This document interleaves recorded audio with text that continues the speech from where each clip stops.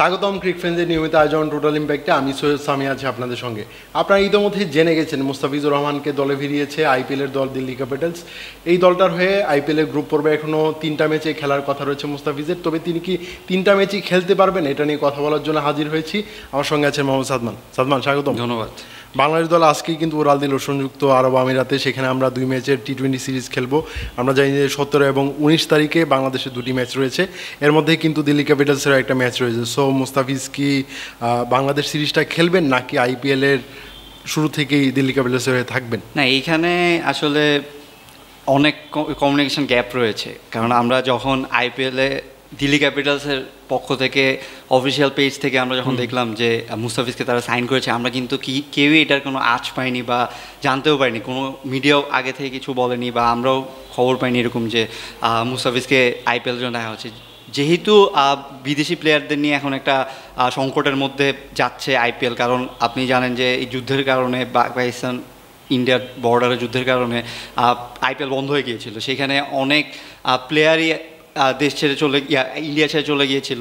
তারা আবার অনেকেই ব্যাক করছে, আবার অনেকেই ব্যাক করছে না। এখন তাদের রিপ্লেসমেন্ট হিসেবে আসলে বিদেশি প্লেয়ার আইপিএল টিমে দরকার। সেই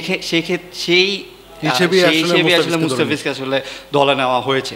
কিন্তু এইখানে আসলে আমরা একটু পরেই বিসিবির সাথে যোগাযোগ করি বা মিডিয়াতেই বিসিবির বিভিন্ন কর্মকর্তারা বলেছেন যে এখনও মুস্তাফিজের পক্ষ থেকে কোনো কিছু জানানো হয়নি এবং ইভেন দিল্লি ক্যাপিটালসের পক্ষ থেকেও কিছুই জানানো হয়নি, কারণ তারা কিছুই জানতেন না। বিসিবির কিন্তু নিয়ম যে হয়তোবা মুস্তাফিজুর রহমান এনওসির জন্য আবেদন করবেন, না হয় যে আইপিএলের যে দিল্লি ক্যাপিটালস ফ্র্যাঞ্চাইজি তারা এনওসির জন্য আবেদন করবে। তাদের দুই পক্ষের কেউই এখন পর্যন্ত আসলে এখানে একটা কথা আছে যে মানে দিল্লি ক্যাপিটালস আসলে কমিউনিকেশন না করেই কিভাবে তারা এইভাবে আসলে কনফার্মেশনটা দিয়ে দিল।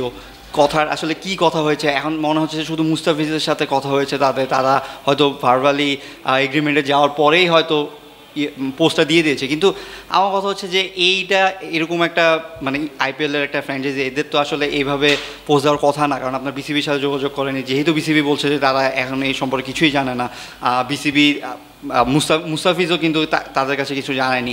সো সেই ক্ষেত্রে দিল্লি কীভাবে এখনই আসলে এই পোস্টটা দিয়ে দিল, সেটাও একটা কোশ্চেনের ব্যাপার রয়েছে। আর আমরা যতদূর জানতে পেরেছি যে ইউএভির ফ্লাইটে কিন্তু মুস্তাফিজ উঠে গিয়েছে। সো সেইখানে হ্যাঁ, সেইখানে কিন্তু আমরা আসলে যেহেতু 18, 21 এবং 23-এ দিল্লির খেলা রয়েছে, 17 এবং 19 ইউএর সাথে খেলা হয়েছে। সো 18 ম্যাচটা মুস্তাফিজকে দিল্লি পাবেন, এটা একদম কনফার্ম। আমরা জানি যে 24 মে পাঞ্জাব কিংসের শেষ ম্যাচটা গ্রুপ পর্বে রয়েছে দিল্লি ক্যাপিটালসের বিপক্ষে।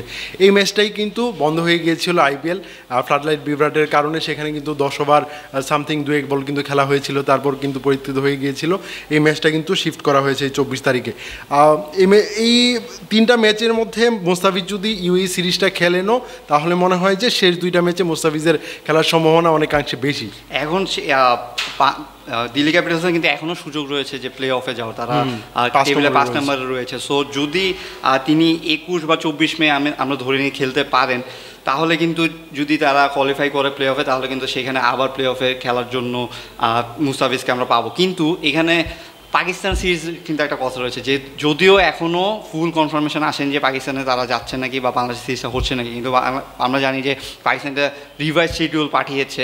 সেই ক্ষেত্রে ওই সময়টাতেও কিন্তু মুস্তাফিজকে বাংলাদেশের সাথে ইন্টারন্যাশনাল ডিউটি এবং ফ্র্যাঞ্চাইজি ডিউটির সাথে একটা ক্ল্যাশ হয়ে যাবে। সো সেক্ষেত্রে প্রথমে আসলে 21 মে এবং 24 মে এই 2টার জন্য এনওসি পাবে নাকি, যেহেতু বিসিবির কর্মকর্তারা বলেছেন যে তাদের কাছে যদি আবেদন আসে তাহলে তারা সেটা চিন্তাভাবনা করবেন, কনসিডার করে দেখবেন। সো যেহেতু এখন তিনি ইউএ এর জন্য উড়ে গিয়েছেন, সো 2টা ম্যাচ অবশ্যই খেলবেন মুস্তাফিজ। হ্যাঁ, 17 এবং 19 তারিখে যে 2টা ম্যাচ রয়েছে সেই 2টা খেলবেন। 18 তারিখের ম্যাচটা কোনোভাবে তার পসিবল না। আর এখানে হচ্ছে 21 এবং 24 তারিখের কথাটা মানে ম্যাচটা খেলতে পারে নাকি সেটা এখন দেখার বিষয়। কিন্তু আমার সবচেয়ে বড় কথা হচ্ছে যে মানে এই কম্বিনেশন গ্যাপটা আসলে কিভাবে হলো বা কেন হলো সেটা হচ্ছে একটু ঘুরতে দেখতে হবে। কারণ আবার বিসিবি কিন্তু সবসময় ক্রিকেটারদের এনওসির ব্যাপারগুলো একদম, আমি যদি বলি সাকিব আল হাসান একবার সিপিএল খেলতে ওয়েস্ট ইন্ডিজে উড়ে যাচ্ছিলেন, তখন কিন্তু বোর্ডের সঙ্গে একটা কমিউনিকেশন গ্যাপের কারণে তাকে কিন্তু ফিরিয়ে আনা হয়েছিল একদম বিমানবন্দর থেকে, এমন একটা সিচুয়েশন ছিল। এরপর থেকে প্রতিবার ক্রিকেটারদের এনওসি নিয়ে বিভিন্ন তালবাহানা করে বিসিবি, এটা কিন্তু এখন পর্যন্ত মুস্তাফিজুর রহমানের ক্ষেত্রেও চলমান আছে। এমনও হতে পারে মুস্তাফিজুর রহমান অলরেডি কিন্তু এনওসি পেয়ে গেছেন, দেখবেন সেটা আমরা হয়তো পরবর্তীতে জানতে পারবো, কিন্তু এটা এখন মিডিয়াকে জানানো হচ্ছে না। মিডিয়াতে তো বলা হয়েছে যে এখনো কোনো কমিউনিকেশন করা হয়নি, সো সেই ক্ষেত্রে আমরা আসলে এটা নিয়ে এখনই কনফার্ম বলতে পারছি না যে এনওসি নিয়েছে। আর এবার কিন্তু নতুন বোর্ড আসার পরে তারা কিন্তু বলেছে যে তারা ফ্র্যাঞ্চাইজি থেকে যদি কল আসে তাহলে তারা চেষ্টা করবে যে তাদেরকে এনওসি দেওয়ার জন্য। আর এইবার আসলে আইপিএলে মুস্তাফিজ আসলে সুযোগ পাওয়ার কথা ছিল না যদি এই সমস্যাটা না হতো, সুযোগটা হয়েছে এবং আইপিএলের ডেটগুলোও পিছিয়ে গিয়েছে, সেই জন্য কিন্তু ইন্টারন্যাশনাল ম্যাচগুলোর সাথে অনেক ক্ষেত্রে ক্ল্যাশ হচ্ছে।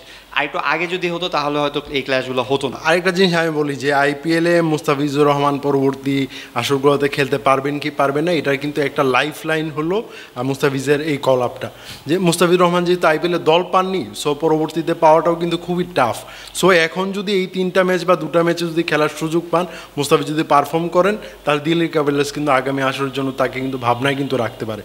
আর আরেকটা জিনিস আমাদের দর্শকদের জন্য ক্লিয়ার করে দিই, জ্যাক ফ্রেজার ম্যাকগার্কের বদলি হিসেবে মুস্তাফিজুর রহমান চান্স পেলেও মুস্তাফিজকে কিন্তু তারা ক্যারি করতে পারে, রিটেন করতে পারবে না আগামী আসরের জন্য। সো তাদের আসলে রিটেন যদি করতে হয় তাহলে ফ্রেজার ম্যাকগার্কেই করতে হবে, মুস্তাফিজকে মিনি নিলাম থেকে কেনার একটা সুযোগ থাকবে না। এটা আসলে মানে আউট অফ নোওয়্যার একটা চান্স এসে পড়েছে মুস্তাফিজের জন্য। বা এখন সমস্যা হচ্ছে যে ইন্টারন্যাশনাল সিরিজে এটা যদি টেস্ট সিরিজ হতো তাহলে হয়তো মুস্তাফিজের এটা নিয়ে ভাবতে হতো না, কিন্তু যেহেতু টি-20 খেলা, হ্যাঁ, সো সেইখানে মুস্তাফিজের সবসময় বাংলাদেশ দলের প্রায়োরিটি থাকে। সো এই ক্ষেত্রে এখনও হয়তো মুস্তাফিজ যেহেতু বোর্ড বলছে যে তাদের সাথে কম্বিনেশন, হয়তো তিনিও এখনও জানেন যে ইউএই সিরিজটা আসলে তাকে খেলতে হবে, যেহেতু আগে থেকেই বলা হয়েছে, স্কোয়াড ঘোষণা, হ্যাঁ স্কোয়াড ঘোষণা হয়ে গেছে। সো সেই কথাটা হয়তো এই যে যেটা বলছি যে দুবাই থেকে হয়তো ইন্ডিয়া চলে যাবেন তিনি পরে লাস্ট 2টা ম্যাচ খেলার জন্য। সো লাস্ট 2টা ম্যাচ যদি তিনি ভালো করতে পারেন তাহলে তো প্লে অফে যদি খেলেন না, লাস্ট 2টা ম্যাচও যদি ভালো করতে পারেন তাহলে হয়তো নজরে থাকবে পরবর্তী সিজনের জন্য। আইপিএল যেরকম একটা বিপদে পড়েছে, পাকিস্তান সুপার লিগও এরকম একটা বিপদে পড়েছে, তারা কিন্তু বিদেশি ক্রিকেটার খুব একটা পাচ্ছে না। আমি কোয়েটা গ্ল্যাডিয়েটর্সের কথা যদি বলি, তাদের 6 জন বিদেশি ক্রিকেটার সম্ভবত ছিলেন, এর মধ্যে 5 জন ক্রিকেটারই তারা আসলে পাচ্ছে না দলটা, মানে খুবই বিপদে পড়েছে। তার বিকল্প ক্রিকেটার কিন্তু বেছে নিতে হবে এরই মধ্যে, যেহেতু 17 তারিখেই পিএসএলটাই আবার শুরু হচ্ছে। আমি যদি একটু আপডেট দিই, এখানে মিচেল ওয়েন আছেন, ম্যাক্স ব্র্যান্ট আছেন, আলজারি জোসেফ, তারা কিন্তু খেলবেন না পিএসএল এ। সো এটা কি বড় একটা ধাক্কা? হ্যাঁ, পেশোয়ার জালমি কিন্তু আমাদেরও একজন প্লেয়ার রয়েছে নাহিদ রানা, তিনিও কিন্তু আসলে এখন মানে বাংলাদেশের 2 জন প্লেয়ারের মধ্যে নাহিদ রানা এবং রিশাদ হোসেন, তারা কিন্তু লিমিটেড ওভার সিরিজ যেহেতু আছে পাকিস্তানি এই, তাহলে তারা কিন্তু পিএসএল এ বাকি অংশে খেলতে পারছে না, এটা অনেকটাই নিশ্চিত বলা এখনো বলছেন। আর পিএসএল আসলে আইপিএল এর চেয়ে মনে হয় পিএসএল এর ধাক্কাটা একটু বেশি হচ্ছে, কারণ পিএসএল এবার এমনিই হচ্ছে বিদেশি প্লেয়ারের সংকট ছিল একটা, মানে অতটা বড় বড় প্লেয়ার ছিল না, যেহেতু আইপিএল এবং পিএসএল একই টাইমে হচ্ছিল, এই টাইমটার কারণে। আপনি বলছিলেন সিকান্দার রাজাও মনে হয় আসছে না, সো অনেক সিকান্দার রাজা আসছেন না, এটা অবশ্য তিনি কিছুক্ষণ আগে একটা টুইট দিয়েছিলেন, আর সেখানে আসলে লিখেছেন যে জিম্বাবুয়ের যে ইংল্যান্ডের বিপক্ষে 4 দিনের একটা টেস্ট আছে, আমরা জানি এই ম্যাচটাকে গুরুত্ব দিয়ে তিনি আসলে ওই ম্যাচটার জন্য নিজে প্রিপারেশন নিচ্ছেন। সো তিনি আসলে পিএসএল এর বাকি অংশ দেখে না, এটা আসলে যে পিছিয়ে যাওয়ার কারণে ইন্টারন্যাশনাল ম্যাচগুলোর সাথে যে ক্ল্যাশটা হয়েছে সেই কারণেই কিন্তু এই সংকটটা আসলে দেখা দিয়েছে। আর এইরকম মানে যুদ্ধর একটা দেশে বা যুদ্ধ হচ্ছে এরকম একটা জায়গা থেকে আসলে অনেকেই হয়তো ভীতও থাকে, ফ্যামিলি থেকেও হয়তো অনেক সময় বলা হয় যে এবার একটু স্কিপ করো, সেভাবেই হয়তো অনেক প্লেয়ারও সিরিজ না থাকলেও হয়তো নাও আসতে পারে পাকিস্তানে। আর পাকিস্তান আইপিএলের ক্ষেত্রে যতটা মানে ডিল করাটা ইজি, পিএসএল এর ক্ষেত্রে আমার মনে হয় একটু সেই ক্ষেত্রে একটু কঠিন। মানে এই দিকটাতে কিন্তু এদিকটাতে আমি যদি বলি যে টাকার অঙ্কটা একটা ম্যাটার করে অবশ্যই। মুস্তাফিজুর রহমানের মতো প্লেয়ারকে 6 কোটি দিয়ে তারা নিচ্ছে, এইটা মুস্তাফিজুর রহমানের পক্ষ থেকেও কিন্তু এটা না করে দেওয়া কিন্তু খুবই টাফ একটা ব্যাপার আমি বলি। এখন যদি আমি কোয়েটা গ্ল্যাডিয়েটর্সের কথা যদি বলি, তাদের ফরেন ক্রিকেটারদের মধ্যে Rilee Rossouw, Finn Allen, Mark Chapman, Kyle Jamieson, তারা কেউই আসলে খেলবেন না পিএসএল। সো পিএসএল একটা বড় একটা ধাক্কা খেতে চলেছে। পিএসএল শুরু হবে বললেও কিন্তু আমার কিন্তু এখন মনে হচ্ছে যে পিএসএলের বাকি অংশটা মাঠে গড়াতে তাদের আসলে খুবই হিমশিম খেতে হবে। হয়তো বা দেখা যাবে 3 জনের বদলে 4 জনের বদলে 2 জন বিদেশি নিয়ে খেলতে হচ্ছে, বা কোনো বিদেশি না নিয়েও আসলে টুর্নামেন্টটা শেষ করতে হতে পারে পাকিস্তানের এরকম একটা না সিচুয়েশন? হতেই পারে, কারণ এরকম সিচুয়েশনে পড়লে আসলে ফ্র্যাঞ্চাইজি মালিকদেরও কিছু করার নেই। বিপিএলে আসলে আমরা যতটুকু দেখি যে যতটা মানে মিসম্যানেজমেন্ট থাকে, পিএসএলে কিন্তু তার চেয়ে তুলনামূলক কম। কিন্তু সেই ক্ষেত্রে বিদেশি প্লেয়াররা আসে, ডেভিড ওয়ার্নার মতো প্লেয়াররাও মানসম্পন্ন প্লেয়ার খেলে, কিন্তু এইবারের সিচুয়েশনটা আসলে একটু আলাদা, চেঞ্জ হয়ে গিয়েছে। সেই ক্ষেত্রে পিএসএল আসলে কি করবে সেটা এখন আমরা আপডেট হয়তো পরেই জানবো, কারণ সময় বেশি নেই। আজকে 14 তারিখ 17 তারিখ থেকে আবার শুরু হবে।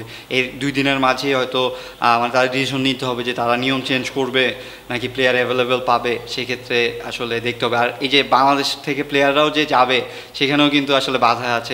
আমি কিছুক্ষণ আগে আসলে একটা ইনসাইড একটা নিউজ পেলাম যে পাকিস্তান সুপার লিগের তারা আসলে একটা মিনি নিলামের আয়োজন করতে পারে 1-2 দিনের মধ্যেই। আর সেখান থেকে তারা আসলে বিদেশি ক্রিকেটারদের অ্যাভেলেবিলিটি নিয়ন্ত্রণ করতে পারেন। সো এক্ষেত্রে এরকমটা হলেও কিন্তু পিএসএল আরও 2-3 দিন কিন্তু পিছিয়ে যেতে পারে, এরকম একটা সংখ্যা কিন্তু দেখা দিয়েছে। মিনি নিলাম হলেও আসলে প্লেয়ার আপনি পাবেন নাকি সেটা হচ্ছে নিলামটা করবেন আসলে কাকে নিয়ে। আপনি সিকান্দার রাজা জিম্বাবুয়ের প্লেয়ার, তিনিও ইন্টারন্যাশনাল কাজের ইন্টারন্যাশনাল ডিউটিতে ব্যস্ত হয়ে যাচ্ছেন। সো সেই ক্ষেত্রে আপনি যে ছোট দল থেকে নিয়ে আসবেন সেটাও কিন্তু হচ্ছে না। আপনি তো ইউএসএ থেকে প্লেয়ার নিয়ে এসে মানে এত বড় টুর্নামেন্ট ফ্র্যাঞ্চাইজি খেলবেন না। আবার আমি বলি যে বাংলাদেশের ক্রিকেটারদের নেওয়াটাও কিন্তু খুব টাফ। বাংলাদেশে আন্ডার 19, বাংলাদেশ ইমার্জিং, বাংলাদেশে সবাই কিন্তু খুবই ব্যস্ত।